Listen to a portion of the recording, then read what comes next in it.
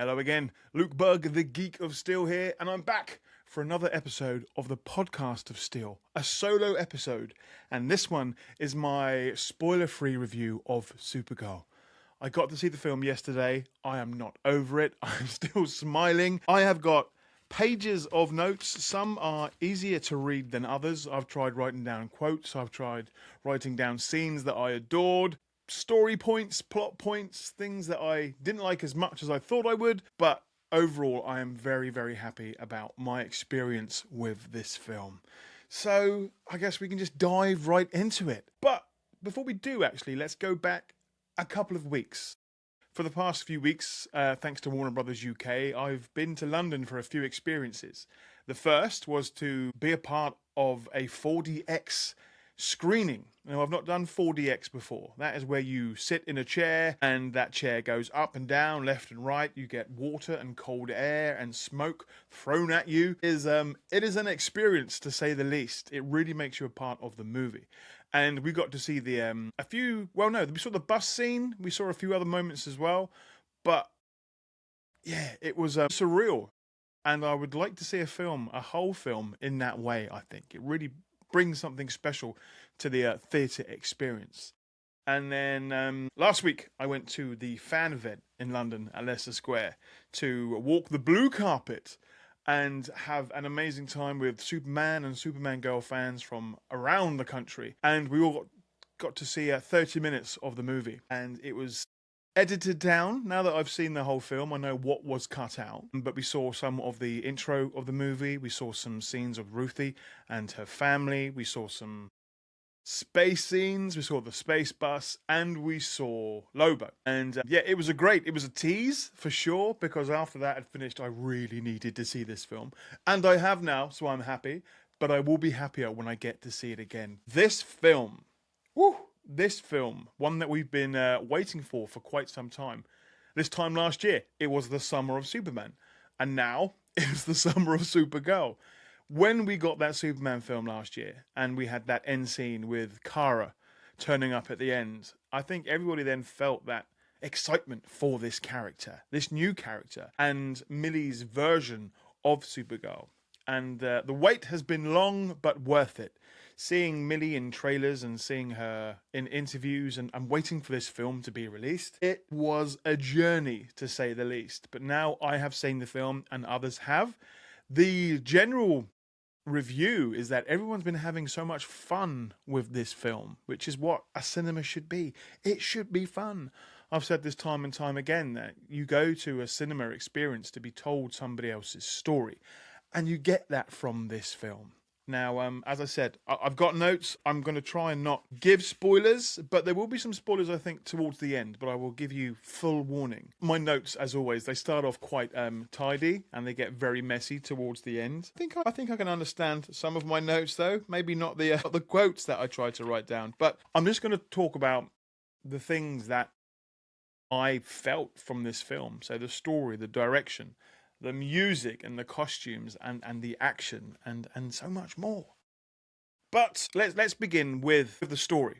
So I will be going back to my book throughout this. So I'm going to put this down to the side with my trusty props that I've got to the side of me.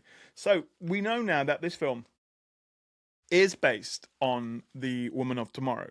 And we know that there are changes now in this story. Lobo, for one, the biggest one. I will get to Lobo, don't you worry. But there were a lot of changes to the story, but we still got to see a lot of this world and this story on the big screen. Now, this story, this epic tale, I feel one day it could be, if it had the chance to, recreated in an animated form. To see this in its entirety, to have this story told with the fantastic art styles of Bugg and Tom King's writing, and even Matt Lopez's colouring. We want all of it. We want all of that recreated, because I, like many others, have read this comic, this fantastic story, many times. And we don't get this in its entirety in the film, but we get aspects of the story. A few changes that some I liked, some I didn't, and I will get to those points in future episodes and chats about this film. But I was smiling and laughing and crying from beginning to end of this film. of course, the hard scenes with Krypto being hurt, the trauma that Supergirl goes through, and her origin story, as it were, of leaving Krypton, leaving her family, and going through that story was emotional. And it was done so well, and combine that with Millie's acting, there were some hard scenes and fantastic moments that I feel, yes, there are action packed scenes and noisy scenes and loud scenes. It's the quieter moments when we see behind the suit, behind the cape, as it. We learn more about Kara's trauma. We learn more about Ruthie's guilt and her hunger for vengeance. And it's beautifully told. Beautifully told. Kara and Ruthie's story plays out beautifully in the film. Their partnership, this almost buddy cop movie with the two of them, is a lot of fun. And Eve Ridley's portrayal of Ruthie was superb. There's a few great scenes where we get to hear Ruthie's speech, which is a lot like sort of a Inigo Montoya's speech from The Princess Bride. You know, yeah. You killed my father, prepare to die. We get that repetition where she is on this mission of vengeance. But I want to say this. Eve Ridley and Millie Alcock's portrayal of Supergirl and Ruthie in this film is a beautiful thing to watch on the big screen. To see them go from strangers to friends to sisters in a way. It's beautiful. And Eve Ridley's performance, powerful. I'm looking forward to seeing what acting roles they get in the future. Along with Millie, because we're going to see them take on some serious, heavy-hitting roles, I feel. And Eve does a fantastic job of bringing that story of revenge and trauma to life. And it's in those more quiet moments of the film where we get to see and feel the rage, the anger, the grief, the feeling of being broken, told in such a fantastic way that tells us all that, yes, we may have grief, we may have issues, we may have trauma, but we can be good. And I absolutely adore that when a superhero movie can make you feel better about yourself. It's a fantastic thing. So I'm going to put this one back down. We may go back to it later on. There's Krypto there in the corner. The Krypto scenes, of course, I'm jabbering, but the Krypto scenes were fantastic. Some were painful, but they were all beautifully, beautifully shot. Again, it makes us all fall in love with Krypto so much. Such a very, very good boy. But back to my notes. Lots and lots of notes. I've written down landscapes because there are some beautiful, beautiful locations in this film. There's great scenes in space. There's great colors. There's great action. The use of light and dark is done very well in this film. And again, it's hard to possibly bring some of these visuals to life in this film. There are so many beautifully splashed pages that deserve to be on the screen someday. And I hope to see that animation. But wow, I got to see this on an IMAX screen. And it was a beautifully huge IMAX screen. And it made me feel a part of the screening. And to see Supergirl suit, to see Krypto on that big screen, and to see Lobo on that big screen was just such an immense moment for me, filled with excitement and comedy, and I can't wait anymore. Let's talk about Lobo. Let's talk about Jason Momoa and the fact that this is the character that many people are saying he was born to play. I saw Jason on the screen having so much fun, being his ultimate self as Lobo, being a badass, being sarcastic, being rude, being mean, but also layers, much like an onion.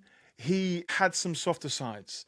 There are some beautiful scenes with him and Ruthie that I want to see again really, really soon. And fantastic scenes with Kara as well. And seeing Jason in that role, I felt just so happy for him because he was at the fan event last week talking about his time on the film and how long he has loved this character for.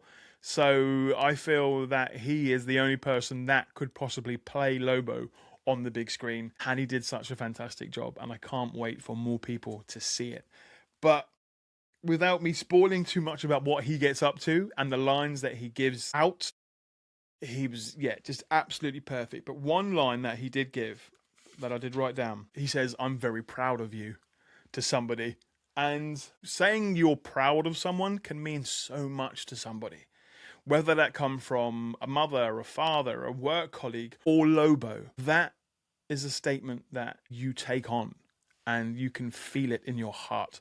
And in that moment when he said it, yes, it was funny, but I also felt the seriousness behind it and the genuineness of Lobo, which is an odd sentence to say, but Lobo for me was a huge standout for this film, as was Supergirl and Ruthye.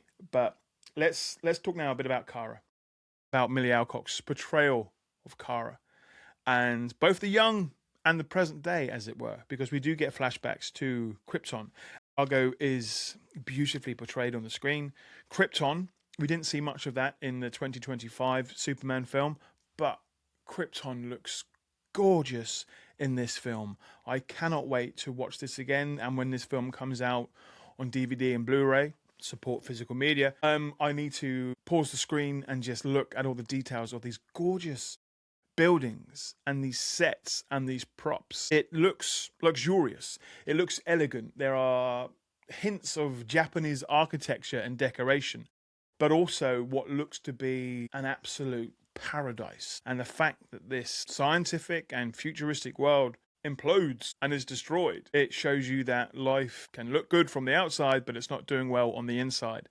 And I think that's an ongoing note that we see in Superman and Supergirl, is that we might look good on the outside, but there's stuff inside that isn't treating us well, whether it be the poison of Krypton or any something else, or carrying guilt, carrying grief, carrying trauma. Again, I'm going to say another line from the film and hopefully not spoil it. It was the fact that, I've got it here, again, reading my dreadful handwriting.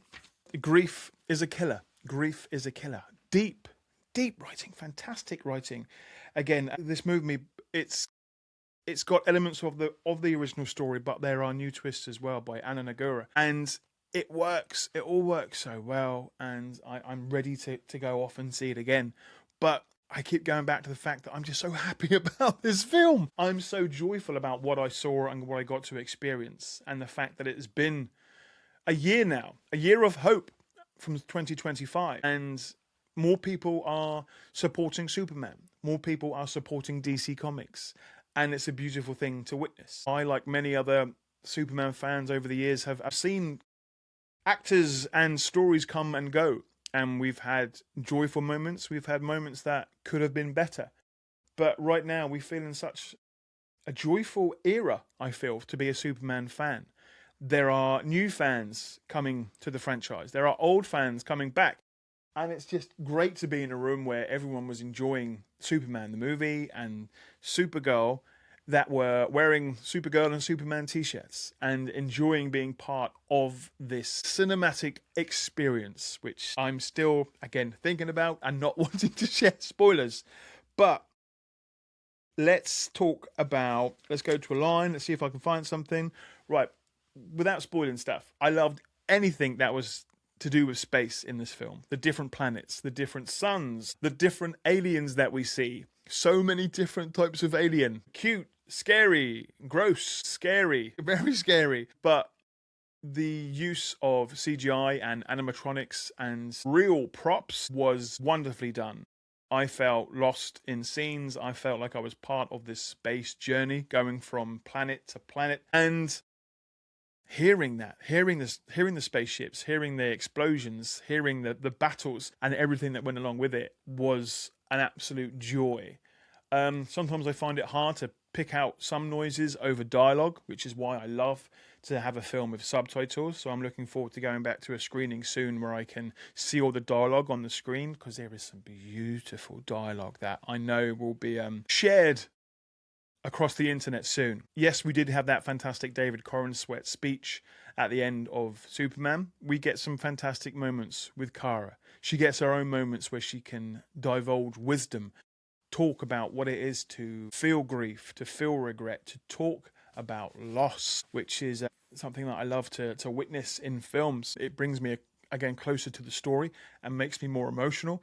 I got to watch this film with the girlfriend of Steel, and I think she noticed when I needed to be squeezed or to have my hand held. She knows how I am with stories and my own personal journey with grief and loss. And that's why I think we're all going to be able to find something in this movie that can relate to us. And I love the fact that there's so much female empowerment to this storyline, and that women and families of all ages are going to go to see this film and feel a closeness to their mothers, to their sisters, to their cousins, as it were. And it was a great part of the story that was used wisely. And I'm so ready for people to come away from this movie feeling empowered, feeling joyful, feeling it is okay to not be perfect. But there is a point in this film where they say, it's okay if you're not perfect, just be good. Another fantastic motivating line, that you don't have to be a superhero to be amazing, to do good things. Anybody and everyone can be good if we just try. It's within us. It's one of our things that we can do. And I love that element to this film. And we get that throughout. It's, yes, we get the sassy Supergirl, we get the rude Supergirl, we get this character that wants to just go onto other planets and get drunk with her dog. We see why she is the way she is and on this journey. And it's beautiful to watch. It is beautiful to see both characters evolve, to see Ruthye and Kara go through what they go through and come out the other side. I'm seeing visions in my head and it's making me want to go back and watch it again. But that is what a good film can do, and I'm ready to go back for multiple screenings this summer of Supergirl. But wow. Yes, notes upon notes upon notes, and quotes that I don't want to share because I don't want to ruin things. There are songs in this film, songs that have been chosen perfectly. I'm not sure if James Gunn had any say in what songs were to be used, but whoever was in charge of the music did a fantastic job. And we know that James Gunn is a producer of this film. And there were a few moments that looked very Gunn-like. Those one-er shots where everything happens continuously and you have to really keep your eyes on the screen to make sure you don't miss a moment. But my overall review of this film is that I was just so happy to watch it and to come out the other side. I try to go into a film with low expectations. Whether it be a superhero film or a drama or a musical, I want to go in and be told a story by somebody else. That is the whole point of going to a theatre or to a cinema or to read a book. But for me, the moment this film started, I was glued to the screen. I was having fun. I had no expectations. And I went on a journey, much like Kara and Ruthye. And I didn't want that journey to end. It felt quite short, but it felt all connected. It didn't feel like it was overrunning, but I would have liked more because I'm greedy. But for what we got, for the story that we got, for the character arc, for the action, for the fighting, Kara's fighting style is wonderful. It felt like a video game in some moments. It felt like Injustice. It felt action-packed, and scenes felt painful, both for Kara and for those that she was attacking and fighting. It was with swords, with maces, with tanks and explosions.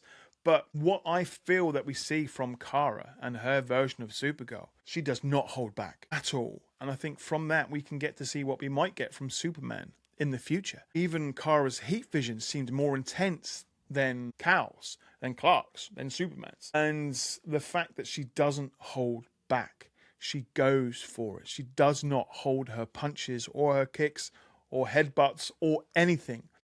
Fantastic fighting scenes that really got the audience getting excited. And the flying was beautiful. Moments in space were just stunning. I want more, as always. But it was beautifully done and it was very exciting to watch. And I'm excited to know more about what Tom King feels about this movie on the big screen, and Bilky and Matt, and just to show how their worlds have become a part of the tapestry of Superman and cinema history as well.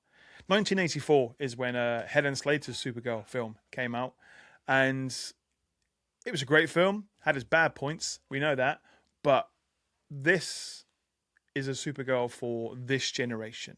and for generations to come. And I'm so happy that fans get to see this in the future. More notes, more notes, more notes. We're going to talk a bit more about Lobo because I need to. Jason Momoa. I hope he comes back as Lobo. And he stated that he wants to be in a sort of a solo movie as long as it is R-rated, and I can see why. There were a few swearing moments in the film, but just to hear Lobo grunt and yell and say a few classic one-liners was beautiful. And I'm ready for more of that in the future.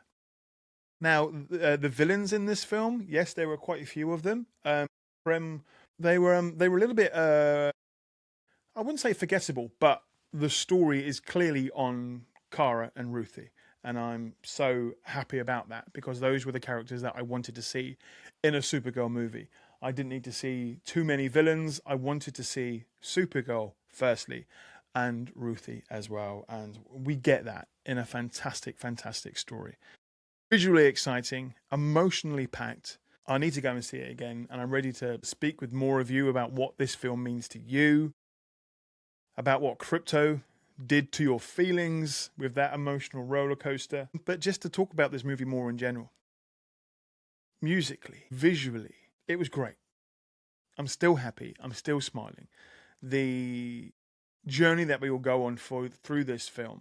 For those that have read this story countless times, to those that haven't, you are going to be taken on a fantastic journey, a fantastic story of sisterhood, about what it means to be a hero.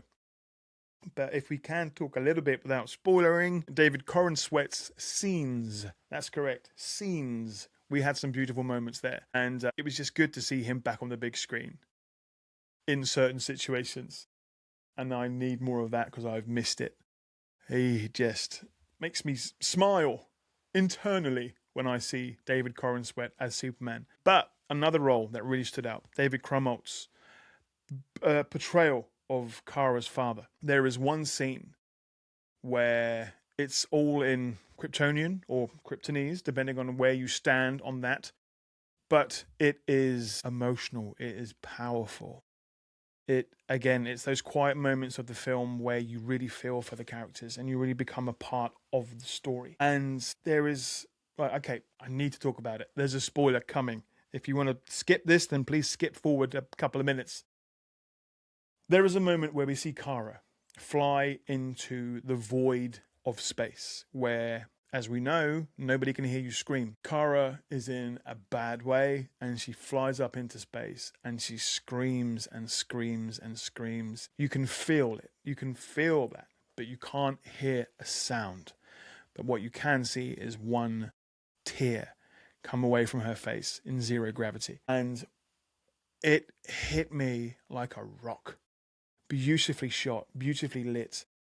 Fantastic moment where I love seeing superheroes in space because I love space, and it was a powerful scene, and it's one that I want to go back and watch again. That scene, and again, that scene with Kara and her father, beautifully, beautifully filmed. Now, I've got more notes. As I said, they're all spoilers. I've got some quotes written down, some songs that get featured. One quote that did make me laugh very much was, "Hey, Squidward." That was a good reference. But I am looking forward to seeing this film again, and I'm looking forward to hearing your thoughts about this film as well. It's out on June the 25th. Today is June the 24th. I'm going to go and watch this film again tomorrow, and as many times as I can. I cannot recommend enough watching this film on an IMAX screen. Watch it on the biggest screen you can. You need to feel that hope. You need to feel that heroism, and you will feel every single punch on an IMAX screen. Please go and enjoy this film. We need to support cinema. We need to support the arts. We need to support physical media. We need to support the players, the actors, the heroes behind the scenes. And there are so many people that you will see in the credits that are thanked and that get their flowers, as it were. And each and every person deserves to be thanked for this film. It is a wonderful, wonderful story, visually told, and you are going to come out of this film smiling and feeling happy for the future of storytelling. It may change in the future, who knows, but the version that we saw yesterday, there was no mid-credit scene or post-credit scene. And I was fine with that, but I was left wanting more. which is always the best feeling to have after going to the cinema. But to everybody that was involved in this film, from the bottom of my heart, thank you for what this has done for the continuation of the legacy of Superman. I've got a postcard here somewhere that I prepared earlier. This is my little Supergirl shelf going on right now. Action Comics 252. The first appearance of Kara, Supergirl.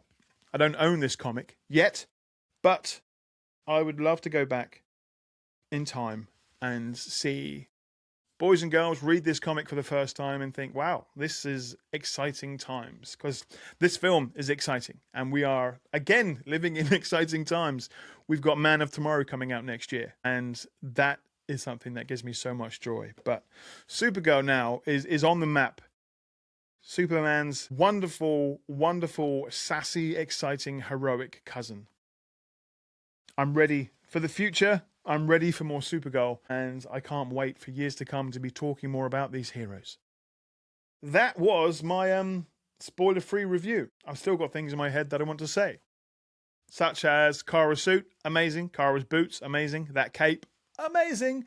It was all beautifully done. And again, I'm looking forward to seeing that costume on the big screen, flying, being underwater, being in space, being battle damaged. It was fantastic. And I want to see more Lobo, for sure. If there isn't a blooper reel for this film filled with Lobo saying the things that he wasn't allowed to say, ad-libbing moments, I am ready for that.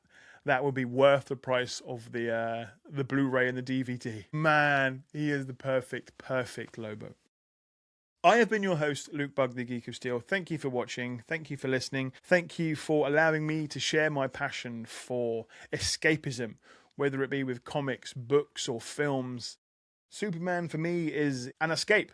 We all have ways of escaping reality from time to time. And when we are able to do that and share our passions with the world, or for your work colleagues, or to your family and friends, there's a light that turns on inside us. That is passion. And it is a beautiful thing to see. It is a beautiful thing to feel. And I'm always proud to call myself a Superman fan, which over the years has evolved into a Superman ambassador. Walking the blue carpet last week on a very hot day in a three-piece suit. I didn't mind the heat because I was there to represent Superman, to represent Jerry Siegel and Joe Shuster, to share my passions with the world and be surrounded with people that love these characters, that love cosplay, that love comics, that love film, that love visual effects. And that is what I enjoy so much about being online as the Geek of Steel. And I can't wait to see what the future brings. Thank you again for listening and for watching. I'm rambling, but go and watch this film. Go and enjoy it. Read the comics. If you read them, read them again. This is a fantastic time to be a comics fan.